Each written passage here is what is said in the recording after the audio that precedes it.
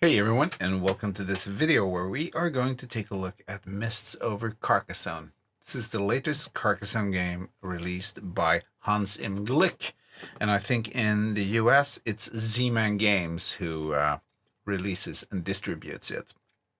This game is the first Carcassonne game that has rules for both competitive play and cooperative play and solo play.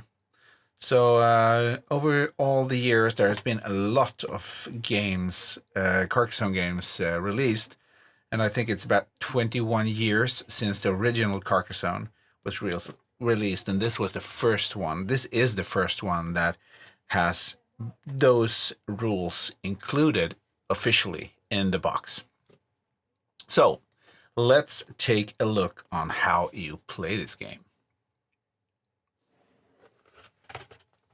So the first thing we have here is the rules folder, and this is the Nordic version, by the way, but it doesn't matter because it's only the rules that are in this language. So the rest of the video we won't check the rules in any way. So in here we have a starting tile. This is the tile you always start a new game of Carcassonne with. This is a big tile, and then we have this tile, and it's not a tile of the game actually. It's explaining what the different levels of the game looks like. So the first level, second and third level, fourth, fifth, and sixth. What you are going to use to play those levels. Because when you have played the first level, you go on to the others, and it gets harder and harder, of course. Then we have the scoreboard that looks just like scoreboards do in Carcassonne. It goes from 0 to 50, and then you can continue if you are having more than 50 points. In this game, as we are going to check out as an example, there are only 50 points you are going to reach. When some of you have reached 50 points, you have won the game. So let's start with the start tile. As you can see here, I'll place it here, you see it better. Oh, sorry. It's a bit, since it's green, the chroma key won't work very good with these tiles. I'll raise it up towards the camera here instead. That's better. Here we have it. This is the starting tile. As you can see, there is already fog on this tile.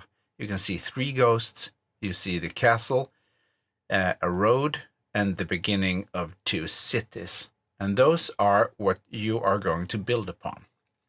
So assume that you are 2 players, and here you have those 2 players' meeples. Those are 5 for each player. Then we have tiles, as you can see here. I have divided all the tiles in 3 stacks. You can divide them in how many stacks that are suitable for you. Apart from that, you have ghosts, and these look like this. And whenever you place a new tile with ghosts, you actually do place a ghost on that printed ghost. So for a start, we use this tile, and we place ghosts on those ghosts over there. The losing condition, how you lose, is that if at any time these ghosts are, this pool of ghosts is empty, and they are all placed out on the board, then you lose immediately. Also, if these stacks are empty and you have not reached 50 points, then you lose. what the first player does is just take a tile. And as you can see, here is a tile of fog, and here is a side of, let's see here. Here we have it. There is a side of both fog, and there is a side of a fog and road. There is a side of only fields, and there is a road. So you can place it either here, fog against fog. You can place it here, field against field. You can place it here, fog and the road. You can place it here, building out the fog itself. But you cannot place it like this, because then you will break the road. But what you can do in this game is place it like this, if you need. How to get rid of those ghosts here? Well, to get rid of those ghosts, you need to encapsulate the fog, so it becomes an entire entity. I mean, it's so it's closed in. Immediately when the fog is closed in, you can take away all the ghosts from that area, so they won't fill up. The problem with, if you place a fog like this area that will be built here will never ever be able to be closed because of this edge here. So you cannot encapsulate it to be an entire area of fog. If you place it here,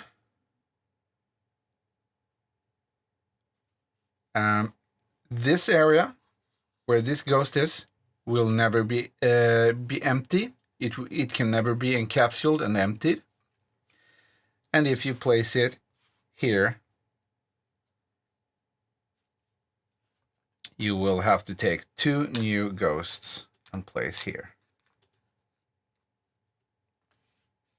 Let's place them back. So one of the things or ways to get rid of the ghost is to encapsulate the entire fog area. But another way is, for example, if I take a tile that has, for example, city, and I finish this city like I do here. This city is now encapsulated. That gets me to put a meeple there, and I will score it immediately, getting 2 points for each part of the city, which is 4 points. I can get those 4 points, or I can choose one tile in the entire board to delete all the ghosts from. So if I choose this tile, the starting tile, I can delete up to 3 ghosts from it. So instead of taking points, I take them away, and I get my meeple back to my reserve. So this is the way that you work against the ghosts, and you do not score as fast as you do in the other games, where you score immediately when you build up something like a complete city or a complete road. And yeah, well, that is how you play the first level. And well, I think that was everything for this video. What I think about this game, I think it's a really nice game, and I like to be able to cooperate against these ghosts. It makes you, there is another layer of competition. You do not only have to build things and expand things. You have to minimize the the presence of the ghosts as well. And that's a really nice take. What I am a little bit skeptical of in this game is the manual itself. I mean, it has been 21 years of Carcassonne games, and it's still really badly written. It's bad language, not nasty language, but it's, I mean, even the English manual is full of errors, and this Swedish manual is obviously also not very good explained. There would have been need for a much better Carcassonne manual, since this is a gateway game in many ways, where you as a new player getting into the board game hobby, you should be able to have a really good manual explaining very good. So that is the weakness of this game. Otherwise, it's an excellent game. So that was my first opinion on this game. And should I say something more? Well, you can be up to 5 players.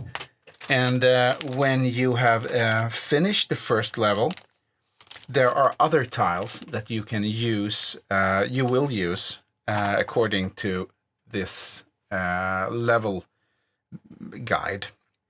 And those are castles, and those are graveyards. And there are some kind of nice mechanics where you as a player can be buried in the graveyard if you are overwhelmed by ghosts, and then you lose a meeple. So you have 1 meeple less to play and try to win with. So that's a really nice take. I mean, it's a good development of Carcassonne. Well, that was everything for me, I think. If you liked the video, please write it in the comments or give me a like or something. And hope to see you next time. Have a nice day. See you.